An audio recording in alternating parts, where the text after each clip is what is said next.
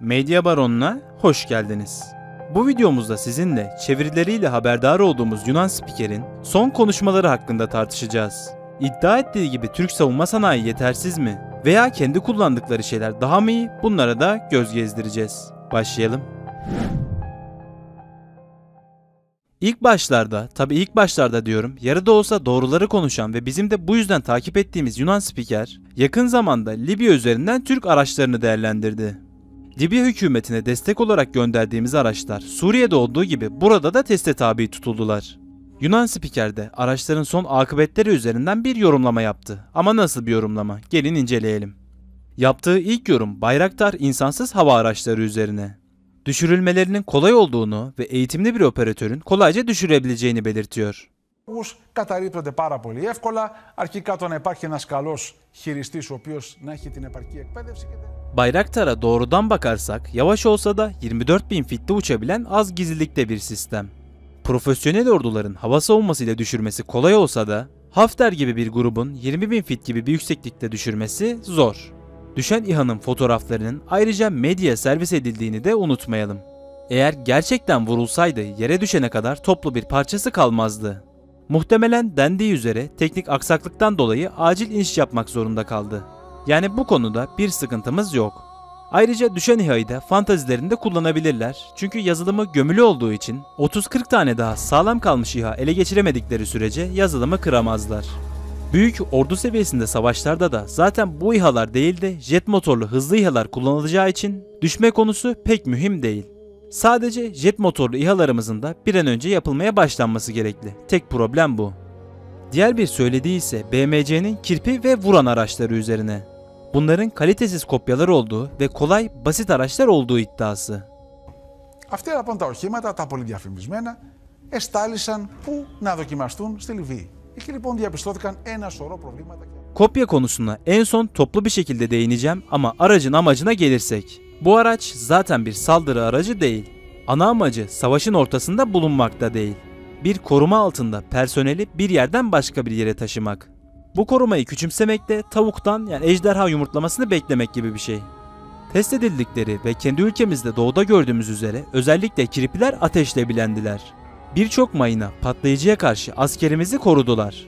Ama şöyle bir şey de var, sen gidip de en modern tankları patatese çeviren antitank roketleriyle bu aracı vurursan ya da tutup da yere 3 ton patlayıcı döşersen bu araç bunu nasıl durdursun?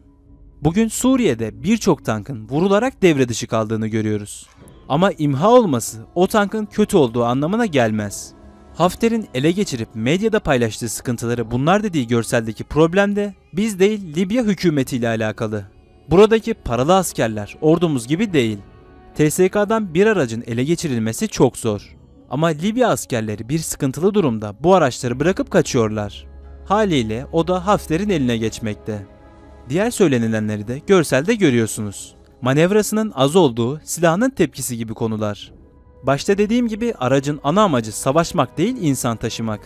Diğer küçük problemler de aracın zarar görmesi üzerine oluşmuş durumlar. Kolayca çözülebilir. Geri bildirimler için size teşekkür ediyoruz. Sıradaki iddia Atak helikopterleri. Motorunun Amerika'dan alınmasından dolayı helikopterin yurt dışına satışının yapılamaması. Αυτό είναι το Attack, το TAF-129. Έχουν πρόβλημα με τους κινητήρες. Evet, belki yurt dışına satamıyoruz ama 52 Atak taarruz helikopteri şu anda kendi envanterimizde. Aktif olarak kullanıyoruz. Ve evet, İtalyan tasarımını aldık ama bunu kendimize göre geliştirdik ve güçlendirdik. Buradan aldığımız bilgilerle Atak 2 gibi ağır sınıf helikopterleri de kendi çabalarımızla birkaç yıl içerisinde tamamlama hedefimiz var. Üstelik Atak gibi helikopterler için olan motoru da kendimiz üretmek üzereyiz. Şu anda Gökbey helikopteri üzerinde test aşamasındalar. Sırada Altay var. Spikere hak verdiğim tek konu. Το οποίο ακόμα και ο Ισμαήλ Ντεμίρ, ο αρμόδιος υφυπουργός για τα θέματα της αμυντικής βιομηχανίας. Altay için bir motor yüzünden Almanlar sağ olsun seri üretim aşaması uzadıkça uzadı. Elimizdeki 2 adet prototiple kaldık. Başta Alman motorunu baz olarak aldığımız için başka yerlerden bulma işi de uzadı ve seri üretim sıkıntıya girdi. Bu sefer Almanya yine yaklaştı, sonra bir daha uzaklaştı. Yine aynı şeyler. Son durum belirsiz ama bu konuda da bir video yapacağım. Bir yerle anlaşıldığı an seri üretim başlayacak. Anlaşma olmazsa da üretmeye başladığımız, şimdilik beygir gücü düşük ama sonradan geliştirmelerle yükselecek kendi motorumuzu kullanabiliriz. Umarım hallolur. Şimdi gelelim kopya konusuna ve sonlara. Videoyu izleyen Yunan dostum. Üzgünüm ama ülkemizin askeri durumu sana anlatıldığı gibi kötü durumda değil. Televizyonda size gösterdikleri sadece karalama kampanyaları ya da üretimi biraz sıkıntıya düşmüş askeri ürünler. Bunların yanında yanımızdaki savaşlarda deneyip başarı aldığımız birçok ürüne de sahibiz. Üstelik bunun bir de sizi ilgilendiren deniz kısmı var. Şu anda tersanelerde üretilen TCG Anadolu gemimiz, reis sınıfı denizaltılarımız, İ sınıfı fırkateynimiz ve birçok çeşit saldırı botumuz var. Bunların yanında yakın zamanda ürettiğimiz Milgem korvetlerimiz, istihbarat gemimiz, denizaltılara karşı Tuzla gemilerimiz ve çıkarma gemilerimiz var. Üstelik bunları biz ürettik. Tek gemi savara batırabiliriz diyebilirsin ama sen o gemi savarı başkalarından istemek zorundasın. Biz onu da kendimiz yaptık. Ayrıca sizin bize karşı kullandıklarınızı da gemilerimizin savunma sistemleri engelleyebilir. Bu anlattıklarım sadece deniz kısmıydı. Ürettiğimiz obüslerimiz, piyade tüfeklerimiz, füzelerimiz, elektronik sistemlerimiz, bombalarımız ve çok daha fazlası var. Evet, belki yarısını kopyayla, teknoloji transferiyle ürettik. Başlayabilmek için birçok yerden destek aldık. Ama bugün bunları biz üretiyoruz.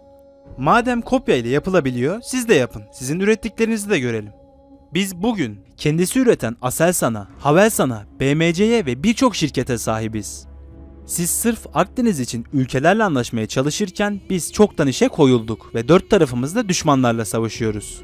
Siz şununla anlaşmamız gerek derken biz sadece Suriye'de, Rusya'yla, Amerika'yla ve İran'la uğraşıyoruz. Tek başımıza. Yunanlı dostum, üzgünüm ama dünya senin sahilinde tatil yaptığın, bölgenin tek hakimi olduğun bir yer değil. Lütfen internette insanlara laf atmadan önce kendi haber kanallarından başka yerlere de bak. Videoyu beğenerek bize destek olabilir, abone olarak da videoların takibini daha kolay sağlayabilirsin. Görüşmek üzere.